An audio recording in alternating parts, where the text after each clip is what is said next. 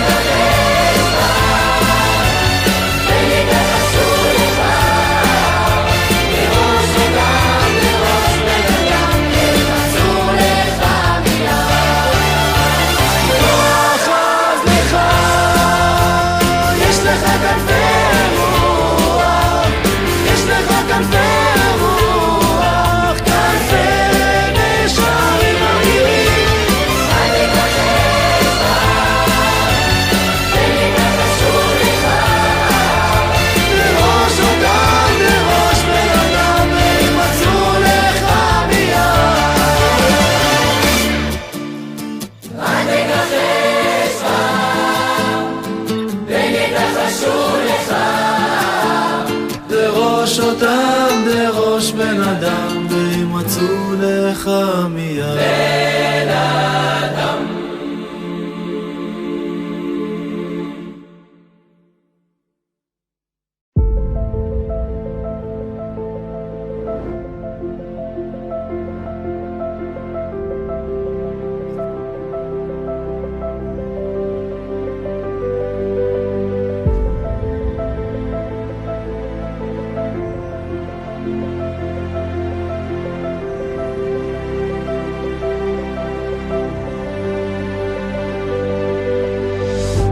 Erev Tov, bonsoir à tous. On est très heureux de se retrouver. Erev Tov, Rav Dre. Erev Tov, Yohan.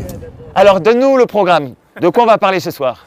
Eh bien, ce soir, c'est une soirée inédite. Un programme pour la première fois réalisé en France à la mémoire, au souvenir de la personnalité si singulière de notre maître à tous, le Rav Avraham Yitzhak HaKohen Kook. Ce soir, nous célébrons le souvenir de son 85e anniversaire, Yortzeit, de sa disparition, et nous avons l'intention de vous faire participer à cette soirée. Ce soir, chers amis, on a décidé de venir ici, à cet endroit complètement particulier.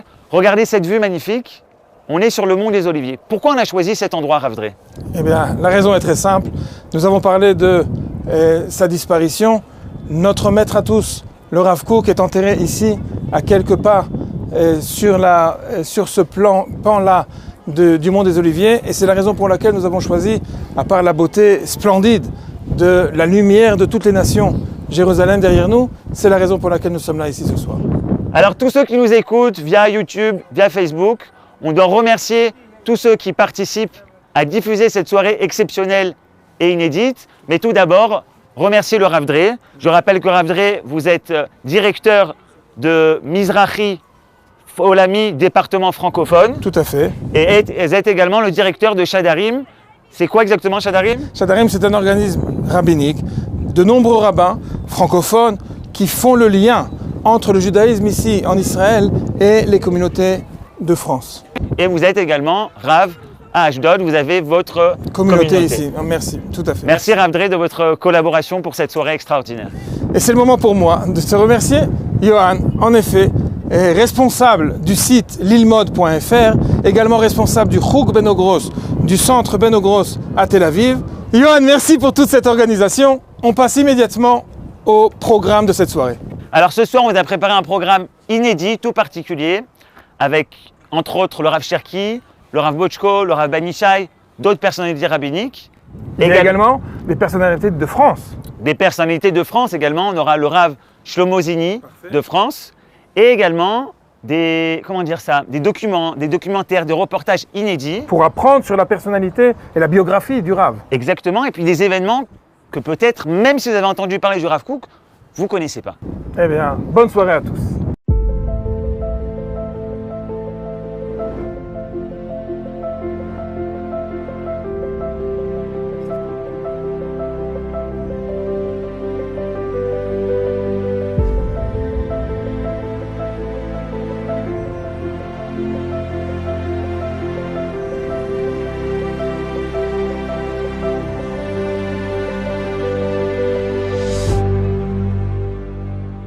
Eh bien, notre premier intervenant ce soir, c'est le Rav Cherki. Erev Tov, Rav Cherki. Shalom. Nous sommes très heureux de votre présence ce soir. Le Rav Cherki, vous le connaissez sans doute, il est Rav de la communauté Bet Yehuda, ici à Jérusalem. Il est également président de l'association Berit Olam. Eh bien, le Rav Cherki est également enseignant au Machon Meir, et c'est l'occasion d'ailleurs de remercier la collaboration du Machon Meir. Le Machon Meir est partenaire pour la réalisation, la production de cette émission ce soir. C'est à vous, Rav Cherki. On écoute avec attention votre message de ce soir. C'est un grand honneur pour moi de parler de ce grand maître qui était le Rav Kook. Je tiens à rappeler qu'à chaque époque importante de l'histoire, à chaque fois qu'il y a un tournant historique, la Providence nous envoie un maître. Un maître pour nous faire comprendre ce que représente la Torah dans la génération concernée, surtout quand il s'agit d'un tournant historique. Effectivement, ce n'est pas une évidence de comprendre des événements aussi importants que ceux du retour en Eretz Israël, du retour de l'indépendance, en fait ce que l'on appelle la Géoula, la délivrance. Et c'est pour ça que nous avons besoin de ces enseignements. Le Rav Kook, comme vous le savez, est un des grands maîtres d'Israël qui a grandi dans les grandes yeshivot, entre autres de celle de Vologine, qui fait partie de la tradition directe du Gaon de Vilna, qui était un grand maître aussi bien en halacha qu'en Kabbalah, en pensée juive et dans tous les domaines du judaïsme, et qui avait également des connaissances très étendues en culture générale. Ce dont nous allons nous occuper aujourd'hui, c'est la manière dont le Rav Kook considérait le retour d'Israël sur sa terre, à la manière d'ailleurs dont ça a été considéré par nos Rachamim, par les prophètes, comme un événement qui ne concerne pas seulement le peuple juif, mais qui concerne l'humanité tout entière. En effet, quand nous lisons dans le livre d'Ézéchiel, le livre en hébreu Yecheskel, dans le chapitre 36, quand le prophète nous dit, au nom de Dieu, pourquoi est-ce qu'Israël a été exilé? Alors il nous dit, Israël a été exilé à cause de ses péchés. Mais le problème, c'est que l'exil entraîne une autre catastrophe, non pas seulement une catastrophe pour le peuple d'Israël qui se trouve loin de la terre, loin de son indépendance, mais il y a encore autre chose, c'est que cet exil entraîne également une profanation du nom de Dieu, Chilul Hashem. Et effectivement, le prophète nous dit, Vatechalelu et Shem Kochi, vous avez profané mon saint nom, Behemor Lahem Am Hashem Ele Umertso Yatsaou. Parce que les nations disent, comment? C'est eux, le peuple de Dieu, ils sont sortis de son pays. Et donc, Akadosh Baruch Hu dit, ça ne peut pas durer trop longtemps. Il faut que je prenne pitié de mon nom, que je prenne pitié de ma renommée.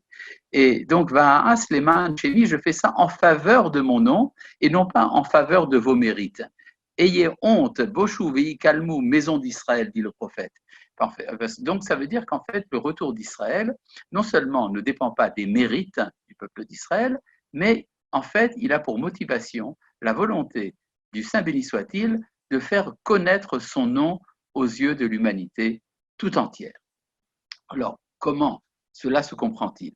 Eh bien, il y avait un philosophe de langue française il y a quelques siècles, que vous connaissez certainement, Jean-Jacques Rousseau, qui dans son livre L'Émile, dit « Je ne pourrai comprendre les Juifs que lorsqu'ils auront un État à eux, et dans cet État, ils auront des maisons d'études, des universités, où ils pourront s'exprimer sans crainte. C'est seulement alors que nous saurons ce qu'ils ont à nous dire. » Eh bien, effectivement, grâce à la providence divine, nous sommes revenus en Israël, nous avons notre État, et le problème est de savoir qu'est-ce que nous avons à dire aux nations. Là, à nouveau, le Rav Kook, dans son livre Roth, explique de manière très détaillée qu'en fait, le projet d'Israël est le projet d'une société nationale. C'est-à-dire, ce n'est pas en tant que religion destinée à l'individu que nous avons été choisis par la Providence, mais nous avons pour but de démontrer aux nations quelle est la manière que l'on peut, de quelle manière est-ce qu'on peut avoir une société, un État, une politique, et que tout cela soit le réceptacle de la sainteté, le réceptacle de la présence divine. Et donc, c'est quelque chose qui va beaucoup plus loin, de manière beaucoup plus large que la seule dimension religieuse et individuelle. Eh bien, ce projet ne peut se réaliser qu'à partir du moment où Israël revient sur sa terre. Et pour le Rav Kook, il y aura également des conséquences au niveau universel. Bon, ce n'est pas seulement le Rav Kook qui le dit, c'est également les prophètes qui ont dit que le rôle du messianisme, par exemple, sera de juger entre les nations, de démontrer aux nations ce qu'elles ont de positif et ce qu'elles ont de négatif. En effet, il y a un projet qui concerne la sanctification des différentes civilisations et des différentes religions qui toutes viendront à Jérusalem pour se faire, disons, corriger. Vous pouvez imaginer une situation dans laquelle un des représentants des nations arriverait à Jérusalem et il demanderait aux sages d'Israël « Qu'est-ce que je dois faire de tout le contenu de ma civilisation ?» Et les rabbins lui expliqueront « Eh bien, ça, il faut conserver, ça, il faut améliorer, ça, il faut enlever, ça, il faut rajouter. » Et c'est ainsi que viendra un temps où Jérusalem redeviendra la capitale du monde entier grâce au peuple d'Israël qui sera le réceptacle de la présence divine sur terre. De même que le cœur est au centre des organes, eh bien Israël, c'est le cœur des nations. Et de même que les organes ne peuvent pas vivre sans cœur, et le cœur n'a pas de sens sans les organes, eh bien Israël et les nations forment un seul et même organisme dans lequel chacun a son rôle. Israël a le rôle, la responsabilité de la centralité et de la spiritualité et du bien-être moral des nations. Merci Rav Cherki pour votre intervention en ce Gimel Elul.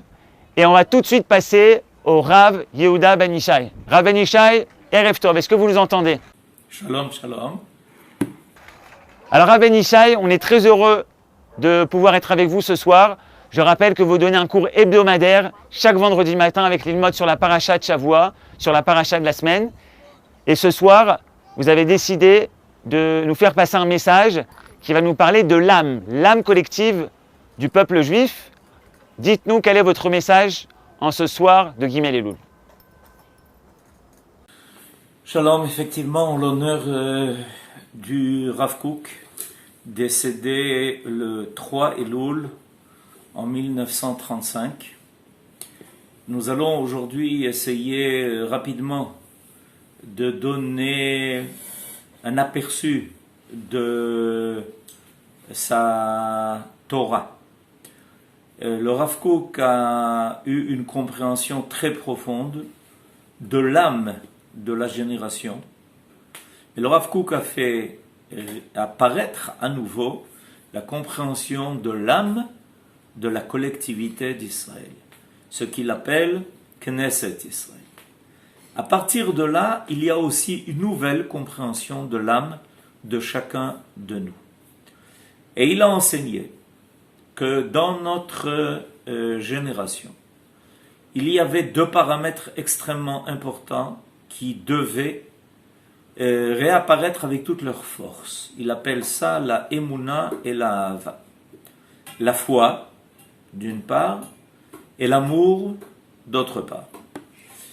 Ces deux paramètres-là sont en fait d'origine divine.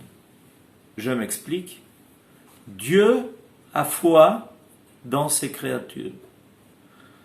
Le fait même de leur création prouve qu'il y a une confiance divine dans l'être créé.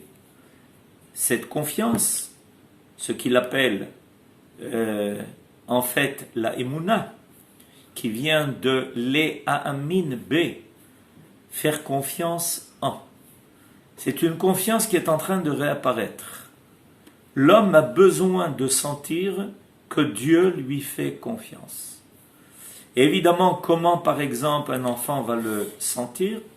Par la confiance que ses parents mettent en lui.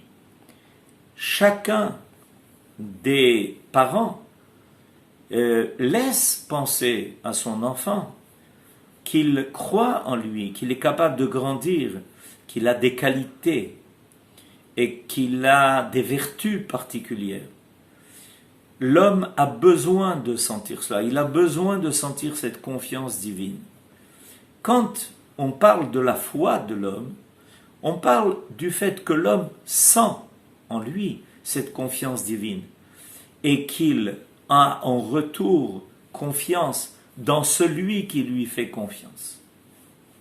Évidemment, on comprend pourquoi c'est lié au deuxième paramètre, qui est l'amour. Parce qu'on aime celui qui a confiance en toi, celui qui croit en toi, celui qui pense que tu es capable de réussir.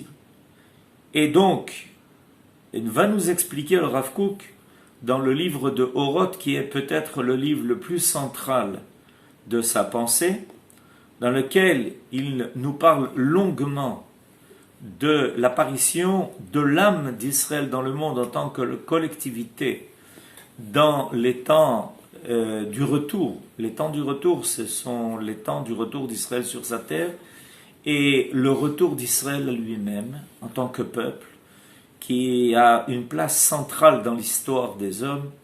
Il va nous expliquer comment ces deux forces-là sont un levier l'un vis-à-vis de l'autre. Plus il y a de la Emouna, plus il y aura de l'amour, plus il y aura de l'amour, plus il y aura de la Emouna, il y aura de la foi, de la confiance. On est obligé sans arrêt de travailler avec les deux. Il nous fait remarquer que malheureusement, la culture, la civilisation qui s'est développée, ce que l'on appelle dans le cadre de la civilisation occidentale, est une civilisation qui a mis de côté et la confiance, d'une part, la foi qui est en fait la preuve de la confiance, et d'autre part l'amour. Toute une civilisation s'est développée autour de deux pôles qui refusent d'avoir confiance en l'homme. Parce que, évidemment, on est très souvent déçu. Évidemment, pour ne pas être déçu, il faut encourager l'homme. Il faut aider l'homme à révéler le bon qui est en lui, le bien. qui est la source même de son existence, puisque la source de l'existence de l'homme est divine. Donc ça ne peut être que le Tov. Odou l'Hachem qui Tov. Il est évident que on peut trouver une part de Tov dans chaque chose créée. À partir de là, on a donc à affronter une civilisation qui malheureusement n'a pas mis l'accent sur ces deux forces-là, qui se cachent dans l'âme de l'homme, et on doit les faire réapparaître. Alors on est là pour cela. Il y a une Torah qui a cette force de faire réapparaître et la Emouna et la Hava.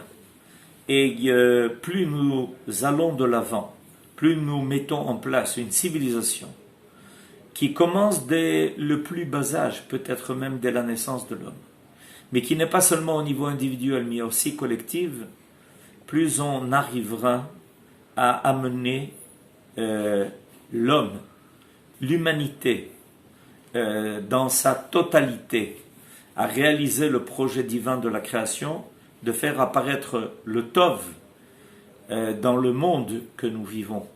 Et évidemment, à partir de là, tous les mots que nous connaissons, les mots M-A-U-X, disparaîtront d'eux-mêmes, parce qu'à partir du moment où il y a beaucoup de lumière, et toutes les zones d'ombre et d'obscurité finiront par disparaître. Amen, Ken Yehi Ratzon.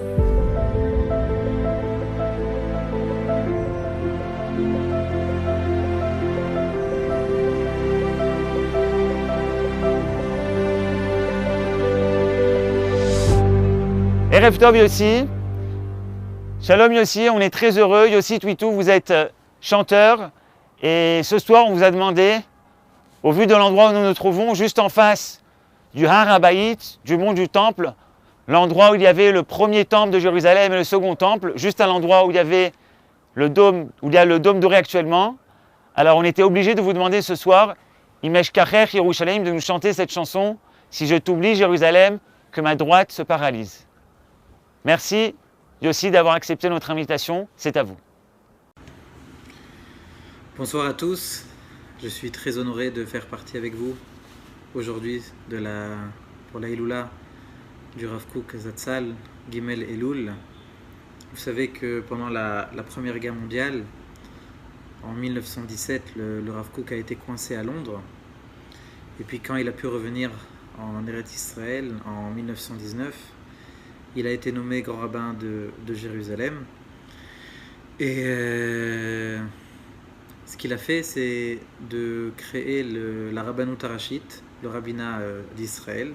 C'était très important pour lui de le faire. C'était pas juste une bureaucratie ou quelque chose mais c'était plutôt quelque chose d'assez spirituel de son côté. C'était pour lui un début, peut-être une première étape avant le Sanhedrin. Pour lui, la Rabbanut Harashit, c'est un petit Sanhedrin, on va dire. Et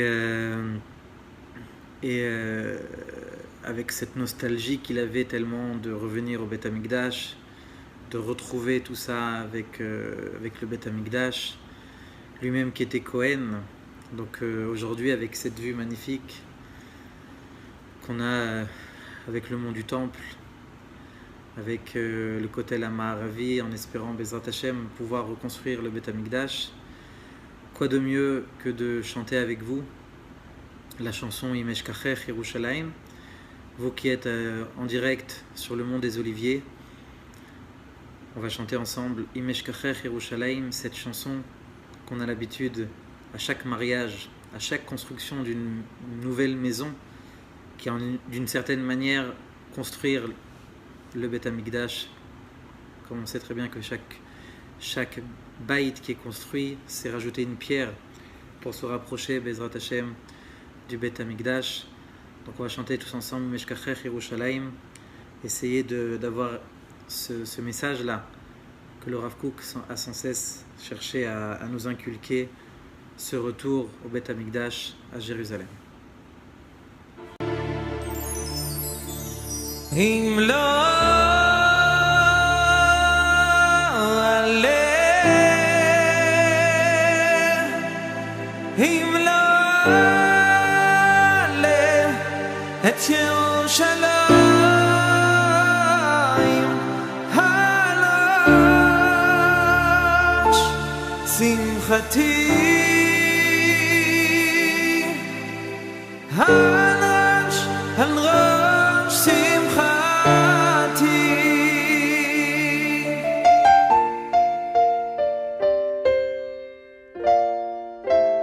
אם אשכחך ירושלים, תשכח ימיני,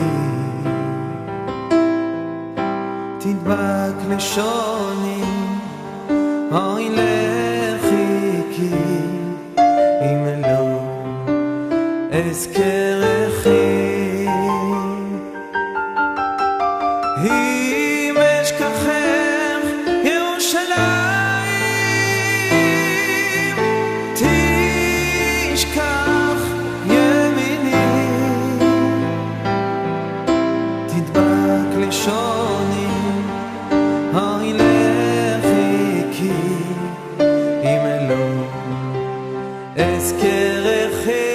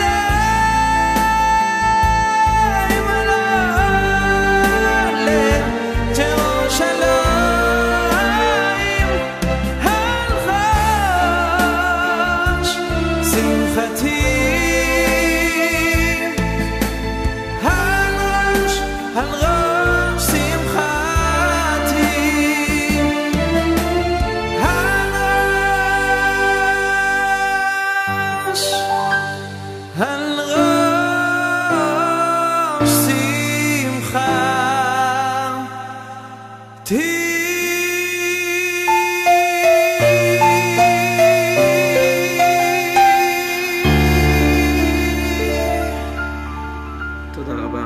Merci à tous.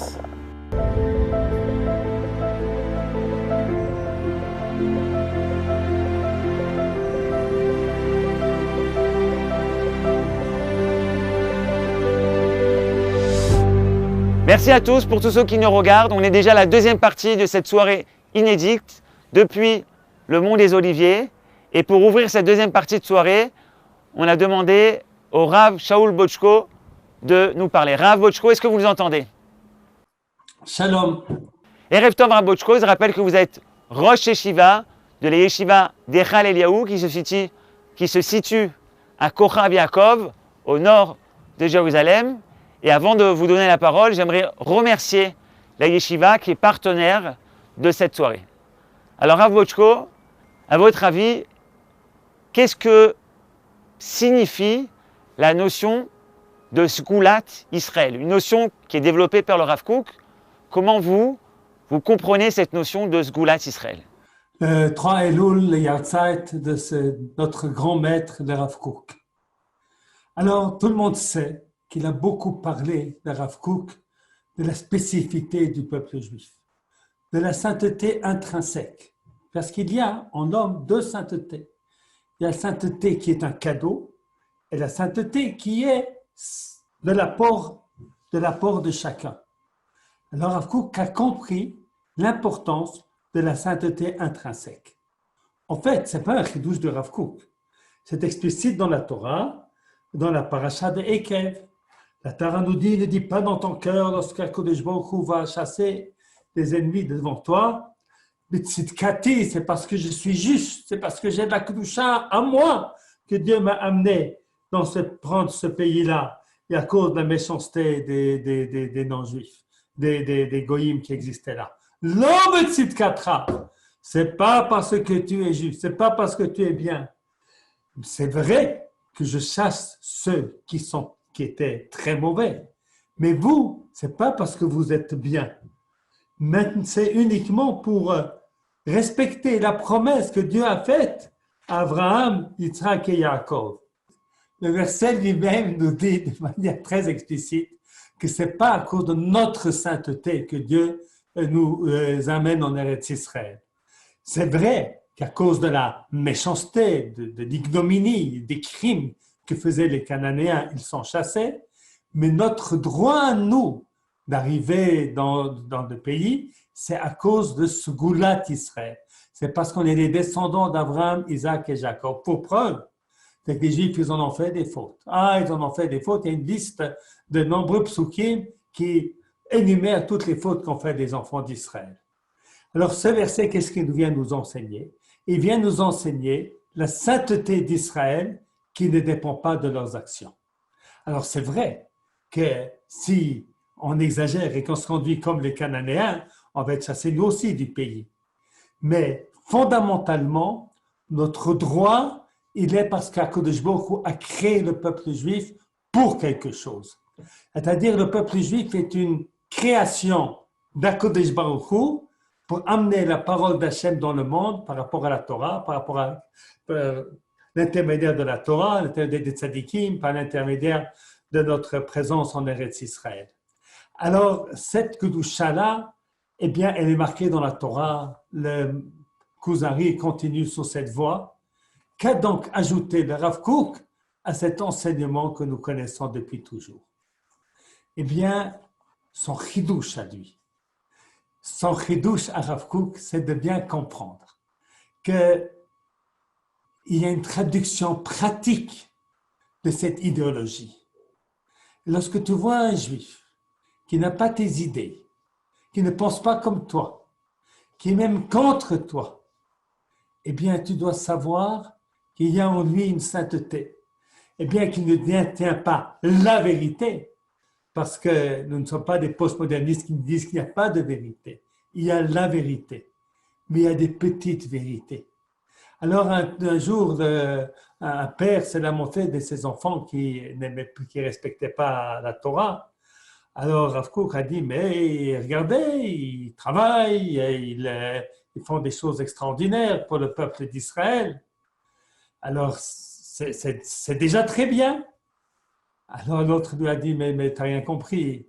Ce n'est pas qu'ils sont des sionistes non religieux, ils sont des communistes, mes enfants. Eh bien, même là-dedans, dit le Rav Kook, il y a des valeurs. Ils sont ainsi parce qu'ils ont pris des valeurs d'égalité, des valeurs qui sont des valeurs auxquelles ils en ont fait une idolâtrie, ils sont allés trop loin. Et il y a chez eux aussi des valeurs et il ne faut donc pas les rejeter en aucune manière.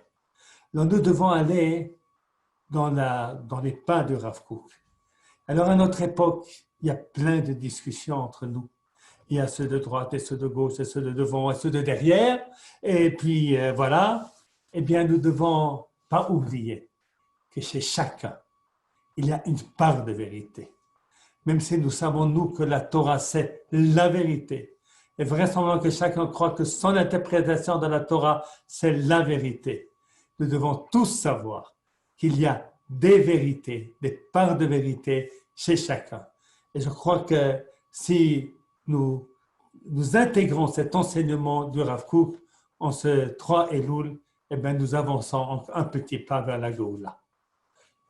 À l'école, tout va tous. Eh bien, merci au Rosh HaYeshiva, Rav Shaul David Botchko. Merci beaucoup pour votre intervention. Maintenant, il s'agit d'un reportage. Je tiens à remercier personnellement le guide émérite David Shawat, guide diplômé ici en Israël, professionnel, et il va vous présenter. Derrière nous, vous avez une vue extraordinaire de Jérusalem, mais il va vous présenter le lien particulier qu'il y a entre la grande synagogue de la Chouva et le Rav Kook. À vous, David.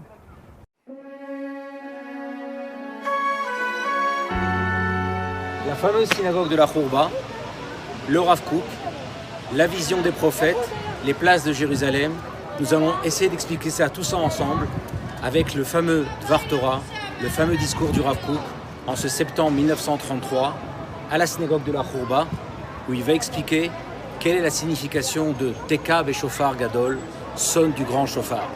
Quand nous comprendrons la réponse à cette question, c'est quoi le grand chauffard, nous pourrons faire le lien entre cette synagogue, les places de Jérusalem et la vision des prophètes de retour d'Israël sur sa terre.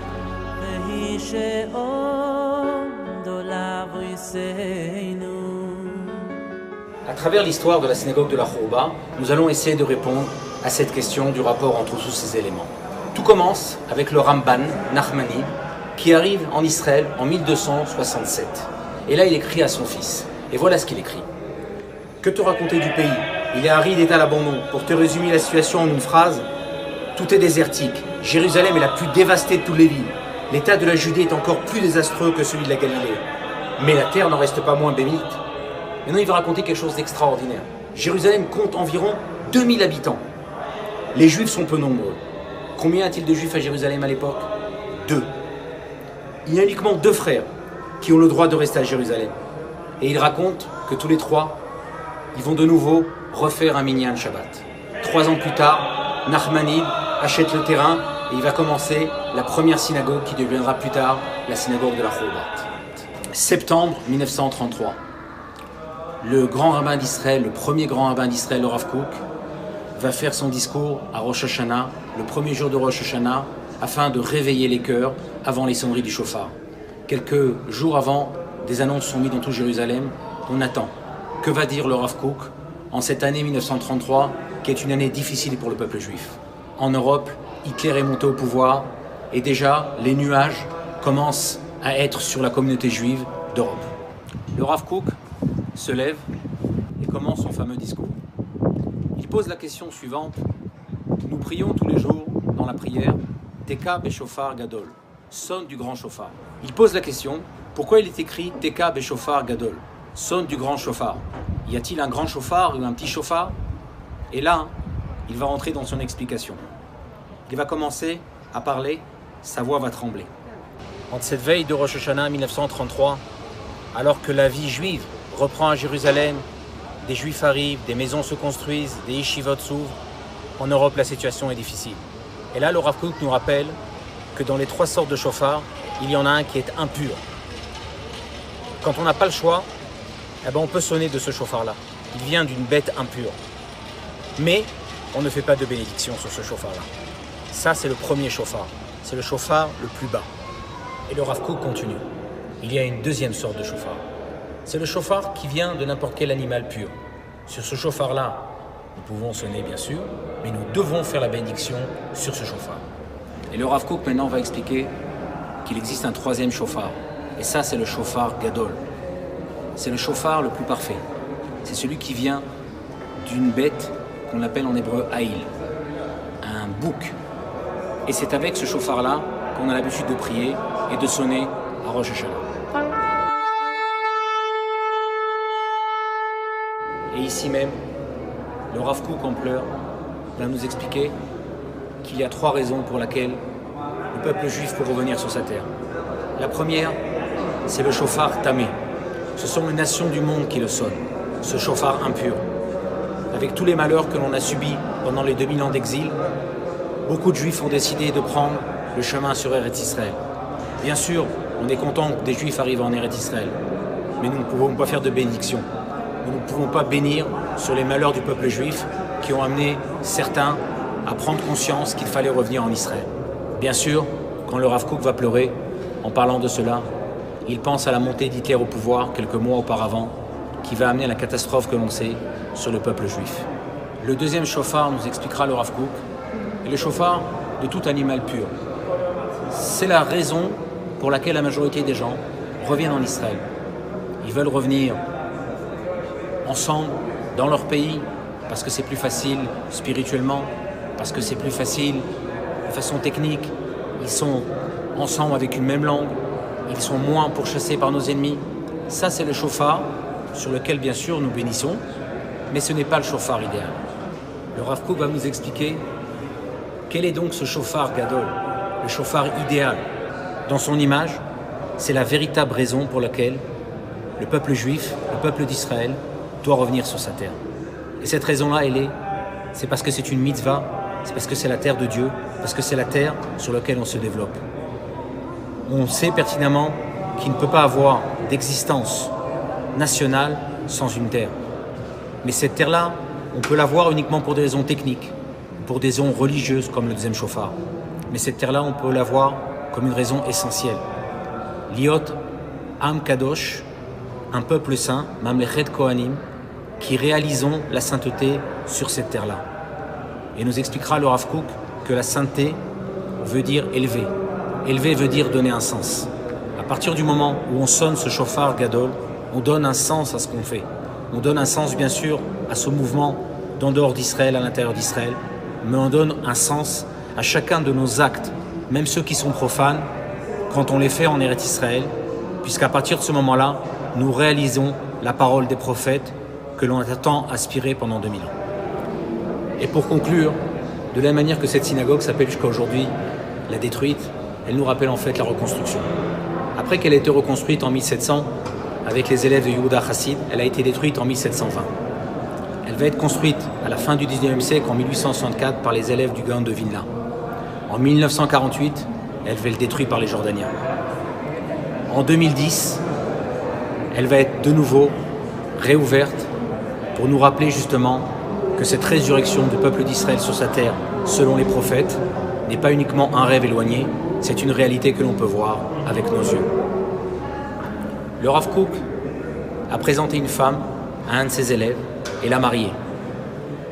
Il deviendra plus tard le fameux Rav Eliashiv, Zecher Tzadik Livracha. Ce même Rav Eliashiv, en 2005, on va venir le voir pour lui demander conseil sur la reconstruction de la Khouba. Et là, il dira cette phrase un petit peu étonnante. Manifestement, on a besoin de reconstruire la Khouba comme étape pour la reconstruction du temple et la réalisation des paroles des prophètes. Quoi de mieux pour conclure sur la Khouba, le Rav Kook, le Dvar Torah sur le shofar, le grand shofar, que de voir de nous-mêmes, de nos yeux, la réalisation de la parole des prophètes à travers ce que l'on voit sur cette place. Ainsi parle l'Éternel Tsevaot. De nouveau, des vieillards et des vieilles femmes seront assis sur les places de Jérusalem, tous à bâton à la main à cause de leur grand âge. Et la cité sera pleine de jeunes garçons et de jeunes filles qui s'ébattront sur ces places. Ainsi parle encore l'Éternel Tsevaot, de ce que la chose paraîtra extraordinaire aux yeux des survivants de ce peuple en ces jours-là. Cela devra-t-il me sembler extraordinaire à moi aussi ?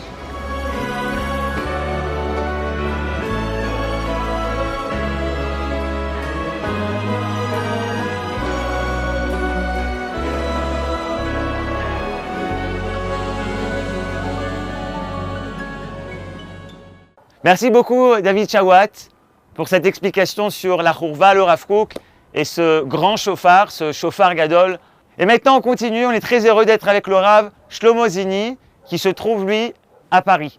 Erev Tov Rav Zini. Erev Tov, Shalom Uracha. Rav Zini, on est très heureux d'être avec vous ce soir puisque vous m'avez dit que vous avez l'habitude chaque année de faire un événement pour commémorer la disparition du Rav Kook. C'était donc pour nous un plaisir de vous avoir ce soir. Vous êtes Rav de la communauté du 8e arrondissement à Paris. Vous êtes également Rosh Kollel de Netzach Israël. Vous prenez du temps là-bas pour expliquer et enseigner la Torah des sages d'Afrique du Nord et également la Torah des secrets, la Torah du Rav Kook. Quel est votre message ce soir en cette soirée toute particulière de Gimel Elul? Eh bien, écoutez, en cette journée de la Hilula, de la Kouk Alav Shalom, peut-être quelques messages rapides mais importants. Tout d'abord, un témoignage, une histoire personnelle qui remonte à l'enfance. Lorsque j'étais à peine âgé de 6 ans, lorsque pour la première fois j'entrais donc à la grande école, entre guillemets, mon père, me dit, mon fils, si quand tu rentres à l'école, on te demande d'où tu viens, tu dois leur dire que tu es d'Eretz Israël. Et moi, évidemment surpris, je lui dis, mais papa, que ça veut dire que je suis d'Eretz Israël? Je suis pas... Si on te demande d'où tu viens, tu dis que tu es d'Eretz Israël. Pour l'instant, retiens rien que cela. Il n'y a que ça qui compte, mon fils. Après, plus tard, je t'expliquerai. Et effectivement, lorsque au bout de quelques jours, un camarade avec lequel je m'entendais bien me dit mais d'où tu viens toi? Tu n'es pas d'ici apparemment. Alors je lui dis je viens d'Eretz Israël. Il dit Eretz Israël, qu'est-ce que ça veut dire? Je lui dis oui, le pays d'Israël. Il me dit c'est marrant, tu n'as pas l'accent. Hein. Alors évidemment, quelques années plus tard, j'ai compris ce que mon père Zatzal voulait nous habituer à l'idée qu'un juif depuis l'enfance doit s'identifier à Eretz Israël. Et je l'ai compris d'une manière plus, je dirais, textuelle, puisque un des enseignements qui était très cher au Rav Kook Alav Shalom, c'est de citer l'enseignement de l'Admour de Ostrovsa qui disait que lorsqu'on pose la question à un juif, d'où est-ce que tu viens? Alors il a l'obligation de répondre, je viens d'Eretz Israël. Et ceci, bien entendu, c'est une sorte de préparation, disait-il, au conditionnement et à l'identification avec Israël. En vérité, d'où est-ce que le Rav Miostrov a tiré cet enseignement et pourquoi le Rav Kook y tenait à ce point? Alors, j'ai préparé pour vous dans les termes même du Midrash, parce qu'il est tellement fabuleux, dans Devarim là-bas, il dit exactement ceci. Amar Lefanav, il s'agit de Kadosh Baruch Hu, de Moshe Rabbeinu qui dit Ribono shel Olam, maître du monde, Atzmotav shel Yosef nichnasu la'aretz, les ossements de Joseph sont entrés en Eretz Israël, Vani eni nichnas la'aretz, et moi tu ne me permettrais pas d'entrer en Eretz Israël. Amar lo Kadosh Baruch Hu, mi shoda be'also nikbar be'also. Kadosh Baruch Hu lui répond, celui qui s'est montré reconnaissant à l'égard de sa terre, alors sera enterré dans sa terre. Mais celui qui ne s'est pas montré reconnaissant à l'égard de son pays, de sa terre, eh bien, il ne sera pas enterré dans sa terre, dans son pays. Yosef Oda Berso, et poursuit le Midrash Rabbah, Joseph, lui, eh bien, c'est en quelque sorte montré reconnaissant, ou en tout cas, il s'est identifié par rapport à la terre d'Israël. Minaïn, et donc, apprenons-nous cela, dit le Midrash, lorsque son épouse lui dit, regardez, on m'a amené un homme hébreu, et c'était pour se plaindre de ce que Yosef avait tenté de la violenter, et en fin de compte, Lokafar, il n'a pas renié cela. Il a simplement dit, j'ai été effectivement enlevé, j'ai été comment dirais-je, on m'a rapté en quelque sorte, on m'a kidnappé, n'est-ce pas, mais de la terre des Hébreux, alors que là, il risquait sa vie, et il a quand même reconnu qu'il revenait bel et bien de la terre des Hébreux. Il a reconnu cela. Et bien pour cela, nous dit le Midrash, Nikvar Be'also, il a été enterré dans sa terre. Et toi, mon cher Rabbeinu, qui demande des réclamations, chez l'Odeta, toi, tu t'es pas, en quelque sorte, affilié, tu t'es pas reconnu, tu t'es pas exprimé par rapport à ton pays. Eh bien, tu ne seras pas enterré en terre d'Israël. Et comment on le sait cela? Parce qu'il est dit, lorsque les filles de Yitro ont dit, voici il y a un Égyptien qui nous a sauvés n'est-ce pas, de la main des bergers. Or lui, eh bien, il est chômeur, il voit, il entend. J'ai entendu qu'il était à l'entrée de la tente, il a entendu tout cela, et en fin de compte, il n'a pas réagi, il sait pourquoi il n'a pas été enterré. Alors, le fameux rabbi qui est cité par le Rav Kook est quand même surpris en disant, mais écoute, je comprends qu'on puisse dire ça à propos de Yosef Hatzadik. Yosef Hatzadik, quand il a dit qu'il était, mais il disait la vérité. Yosef Hatzadik, il est véritablement né en Eretz Israël, mais comme Moshe Rabbeinu, et il s'est tué. Mais en fin de compte, qu'est-ce qu'on lui reproche à Moshe Rabbeinu? Moshe Rabbeinu, sauf Kolsor, il est bel et bien né en Égypte. Alors en quoi on pouvait lui reprocher quoi que ce soit, pour que le Midrash nous dise c'est à cause de ça il n'a pas été enterré en Égypte? Et réponse de cela, c'est qu'en fait, Moshe Rabbeinu, qui plus que personne savait très bien, il était ataviquement nourri de tout d'Ivrei Torah et de ce que la promesse avait été faite à Abraham, à Isaac et à Yaakov, selon laquelle Lecha eten et haaretz hazot, Lecha etenena uzaracha ad olam, c'est à toi que je donnerai cette terre-là, à toi et ta postérité jusqu'à la fin des temps.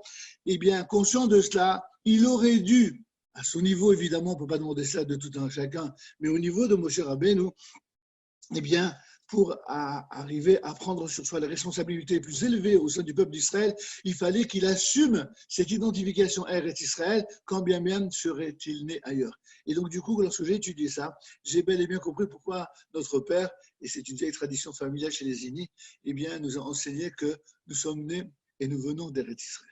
Ceci est donc un argument pour, peut-être pour conclure, nous rappeler un des enseignements les plus connus, mais les plus mal rapportés dans les sources, c'est celui qui dit, dans la Gemara de Ketubot, de cette fameuse Gemara de Ketubot, Tanu Rabbanan, nos maîtres ont enseigné, Le'olam yadur Adam be'er Israël afilu be'ed sheruba de Kochavim, un juif aura toujours l'obligation de vivre en Eretz Israël, même si la plupart des habitants sont des idolâtres, et il n'habitera pas en Chutz La'aretz, même si la majorité, eh bien, est composé de juifs. Chez Kol Hadar Be'er Israël, car tout celui quiconque vit en Eretz Israël, domé, il ressemble Kemi chez Yeshlo Eloah. Celui qui vit en Eretz Israël ressemble à quelqu'un qui a Dieu pour lui. Mais celui qui vit en Chutz La'aretz, il ressemble comme s'il n'avait pas de Dieu. Et ainsi pour ne pas être trop long, on rapporte évidemment toutes les psukim qui s'y rattachent. C'est étrange quand même, parce qu'on se dit, mais comment on peut dire une chose pareille? Mais quels sont ceux qui ont dit cela? Ce sont les rabbinim de Babylonie. Ils étaient eux-mêmes en Chutz La'aretz. Comment des rabbins qui vivent en dehors d'Israël peuvent-ils prononcer une telle parole? Eh bien, la réponse à cette question, c'est la réponse que nous donnons nous-mêmes lorsqu'on nous dit, mais comment, depuis tant d'années, vous encouragez les Juifs, vos élèves, vos enfants à monter en Israël, et vous êtes toujours là-bas? La réponse est que si des fois on veut quelque chose et qui ne se réalise pas, cela signifie qu'Akadosh Baruch Hu a peut-être mis des entraves qui ne nous permettent pas, ou nous n'avons pas le mérite, ou nous avons au contraire des obligations qui nous empêchent de réaliser, ce qui ne nous empêche pas de dire la vérité. Or, les Chachamim de la Gemara sont des Chachamim qui sont des Chachmei Emet. Ils disent la vérité de la Torah. Ils ne font pas en fonction d'un intérêt personnel ou quelconque ou même communautaire, mais d'après Torah Hashem Temima. Et comme on dit, Torah Hashem Temima Mejinafesh. Lorsque la Torah d'Hashem, elle est complète, elle est totale, c'est seulement elle qui, en quelque sorte, nous redonne la vie. Eh bien, c'est cette vie-là que nous souhaitons, une vie de bracha. Et puisque la fin de Devarim, c'est Vezot bracha, c'est la bracha que nous souhaitons à tous les Juifs du monde entier, à tous les auditeurs ce soir, et que le zchut aussi bien du Rav Kook à la Vacham, dont nous rappelons la Ilola ce soir, mais aussi le zchut de tous les Gdolei Israël de tous les temps qui ont mis l'accent sur la centralité de la Torah et la centralité d'Eretz Israël au même niveau et pas l'un plus que l'autre dans aucun sens, et bien que ce leur mérite à eux soit une source de bracha pour tous les Juifs du monde et que nous ayons le zchut de nous retrouver Be'ezrat Hashem, Ba'agala B'Zman Karim, en Eretz Israël, la Avod et Hashem, avec la venue de Mashiach Tzidkenu. Amen. Amen. Toda Rabba Rav Zini. Et bien maintenant, il s'agit d'un reportage. Un reportage produit par l'association Shofar. Eh bien, Shofar est également un partenaire de cette réalisation de ce soir. Et ils ont choisi de nous présenter en exclusivité le reportage consacré à la personnalité du Rav Kook.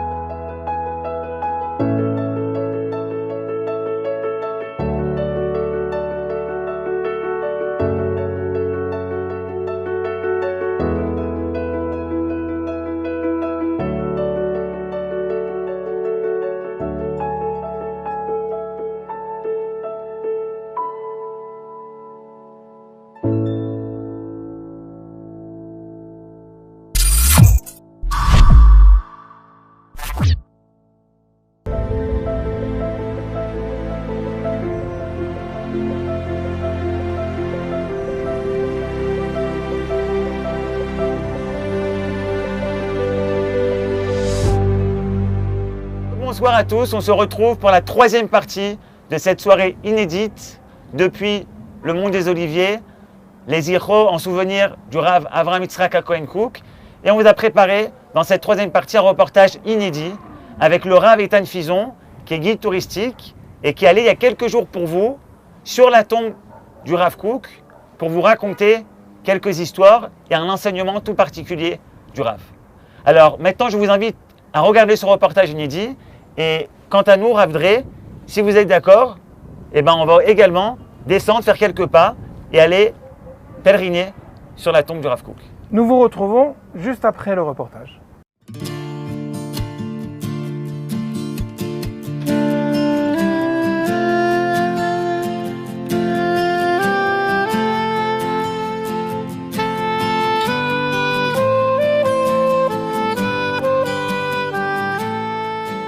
Le Rav Avraham Yitzhak Cohen Cook, tout le monde le connaît ou pas.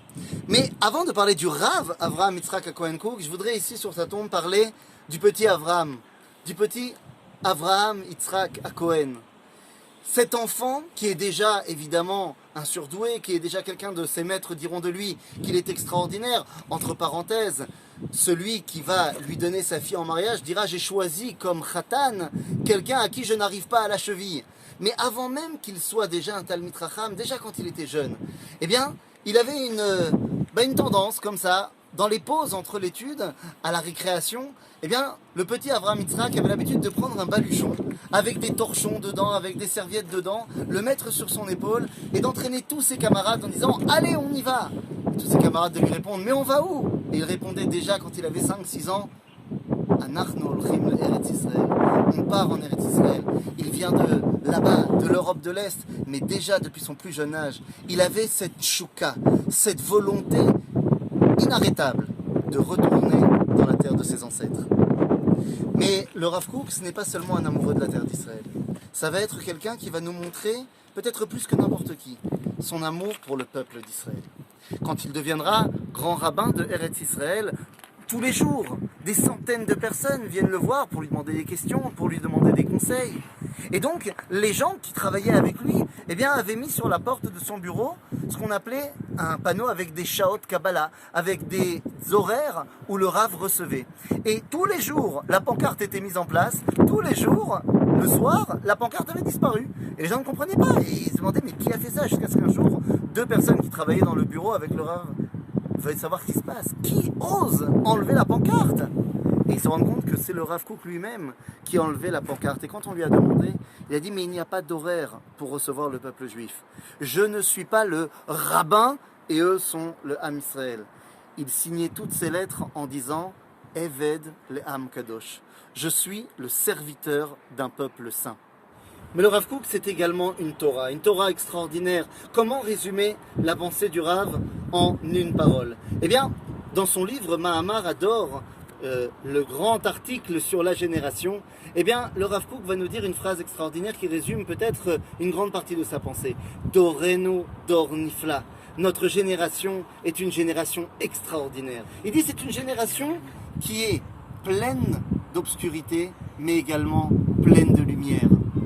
Le Rav Kook dira, cette génération-là, puisqu'elle est pleine de lumière et pleine d'obscurité, eh bien c'est elle qui peut être capable de transformer l'obscurité en lumière. Il a la recette des deux, nous dira le Rav Kook. Et en vérité, en cela, le Rav nous explique un enseignement du livre du Zohar, qui nous dit, vous savez, chaque rabbin a sa yeshiva. Mais il y a un personnage qui a une yeshiva toute particulière. Ce personnage s'appelle le Mashiach. Nous dit le Zohar, le Mashiach a une yeshiva, mais pour rentrer, il y a un examen d'entrée un petit peu différent des autres. Alors que ici et là, on pourrait demander tes connaissances, là-bas, dans cette yeshiva, l'examen est simple. Es-tu capable de transformer l'obscurité en lumière, la mer en sucré? Notre génération, nous dit le Rav Kook, est cette génération qui connaît la recette de la lumière comme elle connaît la recette de l'obscurité. Elle sera donc capable de transformer cette obscurité en une lumière éclatante. Pour nous aider, eh bien, le Rav a écrit son livre, Oroth, les lumières. Pour allumer la lumière dans notre génération, allumer la lumière dans notre monde, allumer la lumière de la Géoula.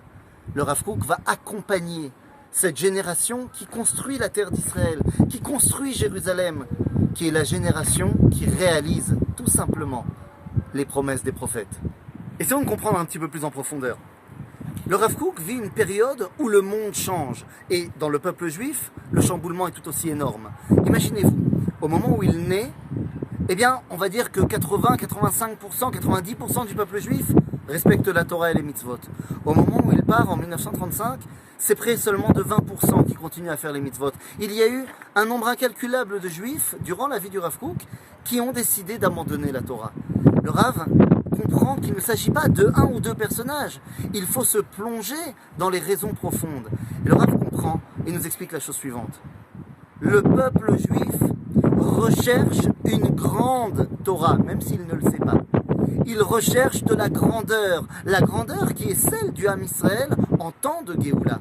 Pendant l'exil, on a été obligé de se rapetisser, de se recroqueviller au sein du Beth Midrash pour ne pas s'assimiler, pour ne pas perdre notre identité, ou du moins ce qu'il en restait.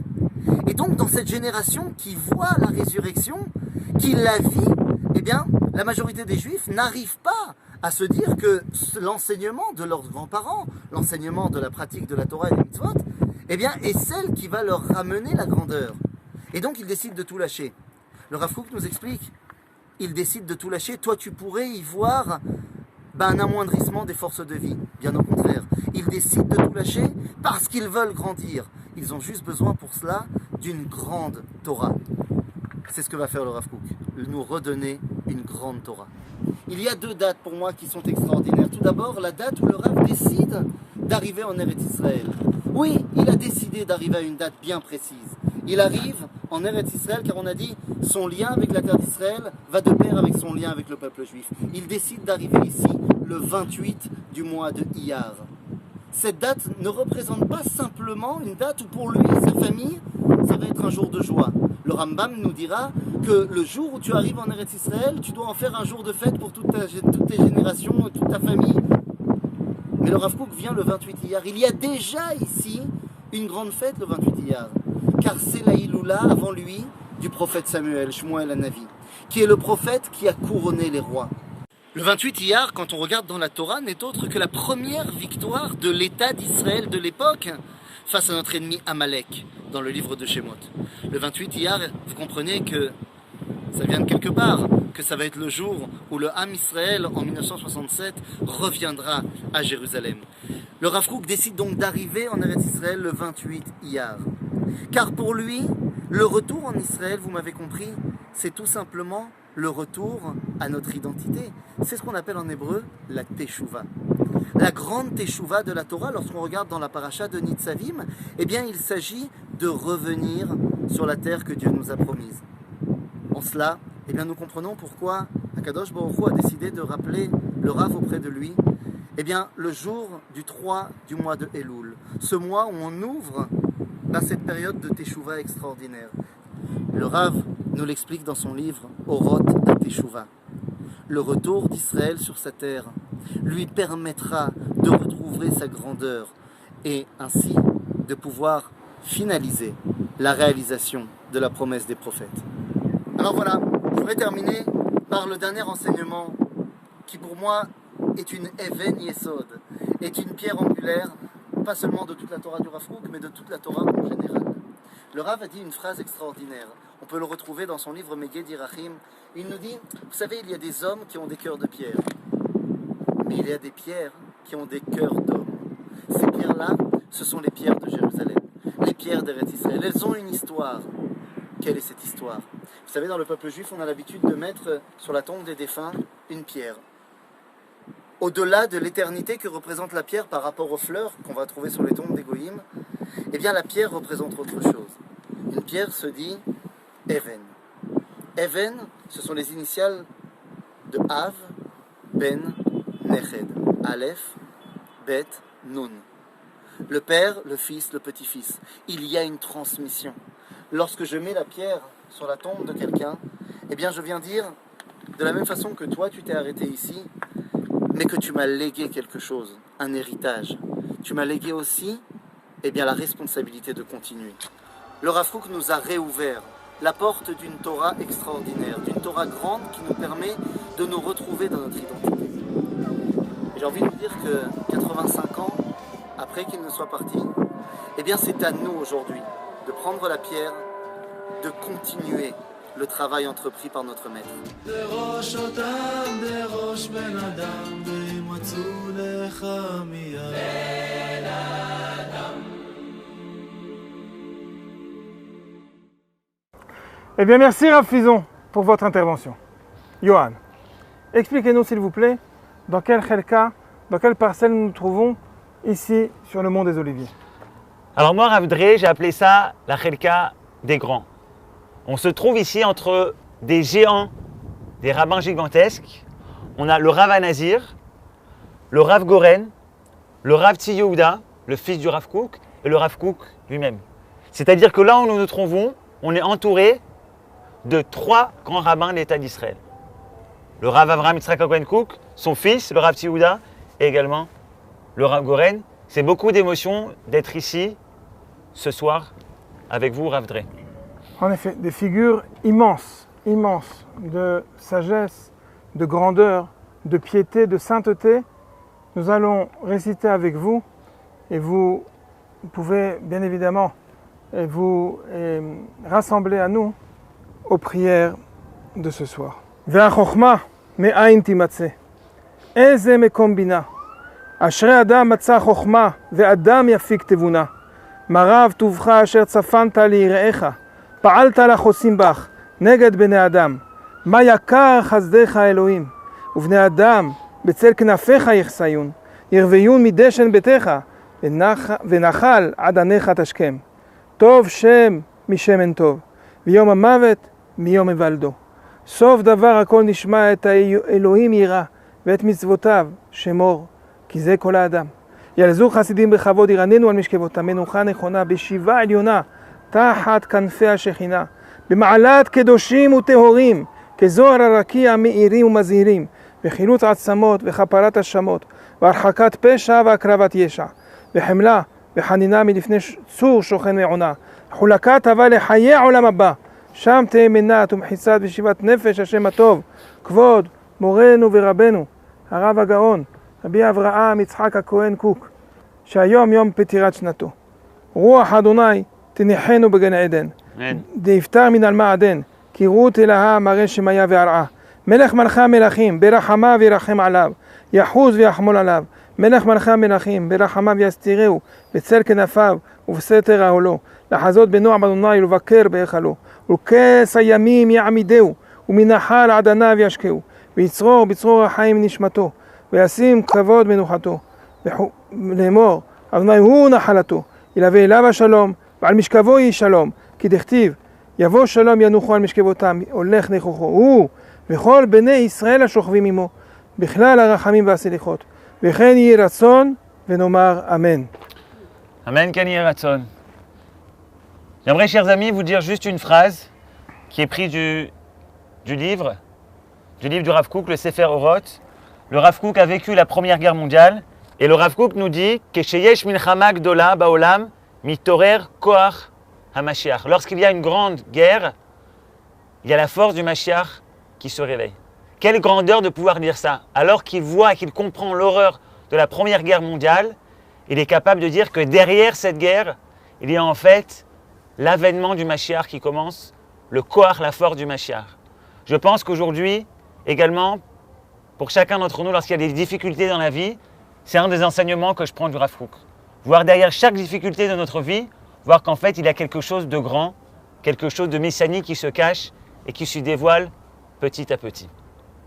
On va maintenant passer pour conclure cette soirée avec le Rav Kling, Rav de Chemdat Adarom, qui est justement partenaire de cette soirée, Bechavod Rav Kling.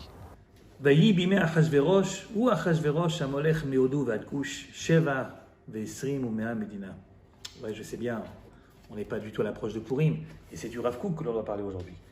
Mais précisément, ce que j'aurais aimé partager avec vous ce soir, c'est un enseignement du Rav Kook qui a priori est lié à Purim, en tout cas parle de Purim, mais qui a une portée importante pour nous, aujourd'hui en particulier, il me semble, et plus particulièrement dans ces jours un petit peu spéciaux que nous sommes en train de traverser tous, dans le monde en général et en Israël en particulier. Alors, l'enseignement du Rav Kook sur Purim part en fait d'une contradiction entre deux versets. Tout au début, lorsque Haman présente à Achashverosh le cas du peuple juif, il dit « Amechad mefuzar ou mefurad ben Amim ». Il s'agit d'un peuple, Echad, mais néanmoins, mefuzar ou mefurad ben Amim, il est à la fois éparpillé et en même temps divisé. Ce n'est pas seulement une division, si vous voulez, géographique, mais c'est également une division interne entre les différents mouvements, courants, idéaux qui partagent, qui traversent les différentes composantes du peuple juif. Et ce peuple, dont nous savons bien que Haman n'invente rien et que nous le connaissons bien, notre peuple, il a en effet Mefuzar ou Meforad, quelques jours après, quelques semaines après, lorsque Mordechai réussit à convaincre Esther en la mettant au pied du mur qu'elle doit faire quelque chose, alors la seule chose qu'elle demandera à Mordechai de faire, c'est l'Erknos et Kol HaYehudim, et réunit donc tous les juifs de Shushan, de Suse, la capitale. Et il le fait. Et pour le Rav Kook, c'est là le point essentiel du miracle de Purim. Non, parce que vous comprenez bien que, d'accord, il y a un grand miracle, on a été sauvé, mais si à chaque fois que le peuple juif ou une partie du peuple est sauvé d'une grande menace, une grave menace qui pèse sur lui, si à chaque fois on devait faire un jour de fête pour célébrer ce miracle, on n'irait plus travailler, vous comprenez bien. Donc, il s'agit de trouver ici à Purim en quoi ce miracle est tellement particulier qu'il mérite qu'on lui accorde une place importante dans le calendrier juif. Eh bien, la réponse pour le Rav Kook, c'est précisément cela. C'est-à-dire que le Nes de Purim est révélateur de la vraie nature du peuple juif. Et il s'explique, et il prend pour ça, comme point de départ, ce qu'il se passe dans les études de Freud en particulier, en tout cas tout ce qui est psychologie et psychiatrie, etc., et psychanalyse. Et il essaie de montrer que la médecine qui s'occupe de l'âme, justement, elle essaie pour traiter un mal-être, elle essaie de faire prendre conscience au patient qu'en fait, il a à l'intérieur de lui un certain nombre de forces saines qu'il a du mal à reconnaître, à voir, parce que c'est justement enfoui au plus profond de lui et qu'il lui faudra sortir tout ça pour pouvoir ensuite régler son problème. Et le Rav Kook dira que ce qui est vrai pour la médecine en privé, c'est vrai également pour la médecine de la nation tout entière. Et qu'il est vrai qu'on donne de nous, à nous-mêmes, l'image d'un peuple qui est divisé, d'un peuple qui est absolument incapable d'unité, mais que finalement, ce qui est le propre même du peuple juif, c'est son unité à toute épreuve, qui se réveille en général dans les moments tragiques, mais qui, au moment où se révèle, est en fait l'expression de sa véritable nature. Voilà comment est-ce que le Rav Kook voit les choses. Et pour lui, c'est évidemment fondamentalement important de savoir que entre l'image divisée que nous donnons de nous-mêmes et l'unité qui est en général voilée, mais qui apparaît de temps en temps au moment où on en a le plus besoin, cette solidarité juive que les antisémites ont bien comprise, eh bien, c'est important pour le Rav Kook de savoir qu'est-ce qui est notre véritable nature et qu'est-ce qui est uniquement ce qu'il appelle la zibourite, c'est-à-dire les choses qui sont peut-être publiques, qui sont peut-être au premier regard, mais qui ne représentent pas réellement notre nature profonde. Et pourquoi c'est tellement important pour lui? Parce que, évidemment, le message d'Israël, le message qu'on est censé faire passer aux autres, c'est le message de l'unité. L'unité de Dieu, bien sûr, Shema Yisrael Hashem Elokeinu Hashem Echad, mais en même temps, l'unité du monde, puisque le monde entier a été créé à partir d'un moment précis, à partir duquel la création a débuté, et puis l'unité du genre humain, puisque, d'après le récit biblique, nous sommes tous descendants d'un même couple d'origine. Autrement dit, le message biblique, le message des Juifs au monde, c'est que il faut rechercher l'unité à travers la diversité que nous voyons autour de nous. Or, si le peuple juif n'est pas lui-même uni, comment voulez-vous qu'il puisse faire passer son message? Les autres auront beau jeu de lui dire, enfin, tu parles d'unité du matin jusqu'au soir, mais tu t'es vu, tu t'es regardé. Et c'est justement ça le problème. C'est-à-dire, est-ce qu'on est apte à pouvoir porter le message ou pas? Et donc, fondamentalement important de trancher, est-ce que l'image que l'on donne de nous, c'est la véritable image de ce que nous sommes, et à ce moment-là, on n'est pas capable de porter le message de l'unité, ou bien, profondément, il y a une unité qui est en fait à la base de la solidarité entre tous les Juifs du monde, quelle que soit leur manière de voir et d'apprécier un certain nombre de choses, et que c'est ça qui est la véritable nature du peuple juif. Il y a un Talmud, un passage talmudique humoristique que vous connaissez sûrement, et il pose la question est-ce que Dieu met les tefilines? Oui, évidemment, répond le Talmud, sinon ce serait pas marrant. Donc Dieu met les tefilines. Puis d'abord, Dieu ne va pas demander aux gens de faire des choses que lui ne fait pas. Donc Dieu met les tefilines. Mais alors la deuxième question, regardez jusqu'où va l'humour talmudique. D'accord, il met les tefilines, Dieu, mais qu'est-ce qui est écrit dans ces tefilines? Parce que nous, dans les nôtres, on sait ce qui est écrit. Il y a écrit Shema Israël, Hashem Elokeinu, Hashem Echad. Mais dans les tefilines de Dieu, qui a-t-il donc écrit? Et la réponse du Talmud, c'est il est écrit dans les tefilines de Dieu Mi Ka'amecha Israël, Goy Echad Ba'aretz, qui est comme toi Israël, peuple un sur terre. Autrement dit, à l'unité proclamée de Dieu par l'homme tous les matins, par l'homme juif tous les matins, répond l'unité d'Israël proclamée par Dieu dans ses propres tefilines. Et si jamais nous ne sommes pas capables de montrer, de faire ressortir cette unité profonde qui est en nous, de la faire ressortir aux yeux de tous, eh bien à ce moment-là, on rend pas soul les tefilines d'Akadosh Baruch Hu. C'est la raison pour laquelle c'est tellement important de pouvoir rechercher, malgré les différences, non pas d'essayer de les gommer, mais de voir à quel point chaque partie du peuple juif peut aider l'autre à comprendre et à progresser, peut aider en fait le peuple tout entier à progresser, si chacun essaye de voir les valeurs de l'autre et ce qu'il y a de positif dans ces valeurs-là.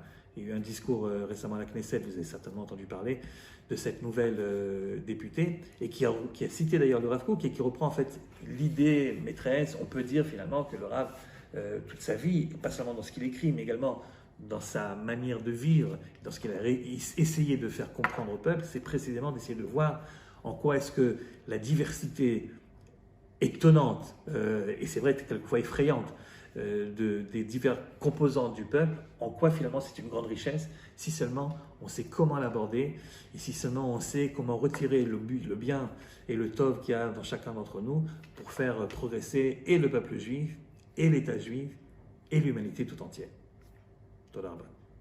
On est très heureux, chers amis, que vous avez pu nous suivre ce soir. On aimerait tout d'abord vous remercier et remercier également les organisateurs de cette soirée. En effet, cette production a été réalisée grâce à la collaboration du mouvement Mizrahi mondial, en particulier le bureau français Mizrahi France, également l'organisme Shadarim, de la même façon le Chouk Ben Ogros, merci bien, ainsi que lilmod.fr. Bon, on aimerait également remercier nos partenaires, Midreshet Yehuda Manitou, qui est partenaire sur beaucoup d'événements avec nous, la Yeshiva d'Echal Elalou du Rav Bochko, le Machon Meir, la Mirlelet Chemdat Adarom du Rav Kling, le Knef et bien évidemment Kalita, aussi bien pour la réalisation de la production qui nous a aidés et qui a diffusé cette soirée. Merci en effet à tous les partenaires. Il y avait également des partenaires parmi les communautés. La communauté de Paris 8e, Netzach Israël du Rav Shlomo Zini. Nous remercions également la communauté du Rav Ben Ishai, Rabba Emunatecha.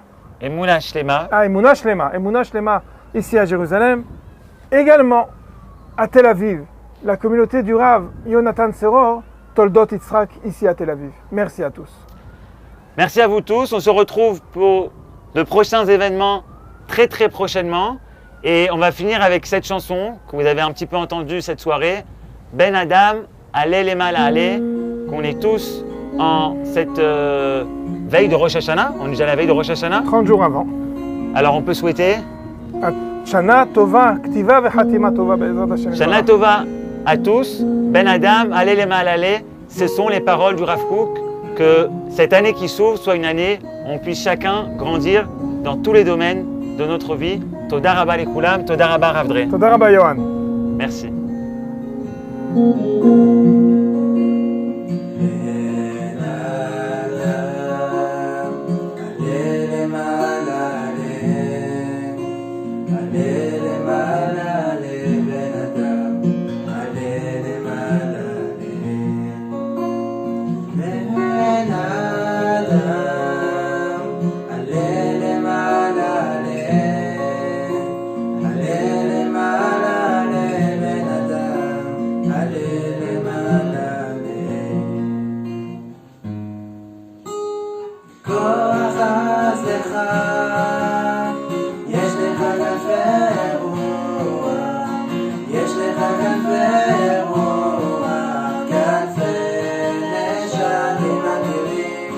אל תכחש בה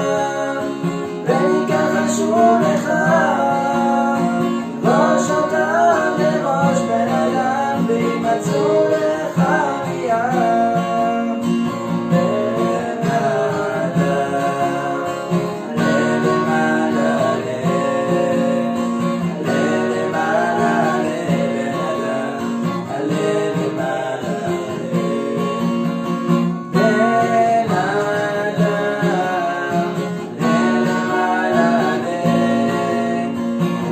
למעלה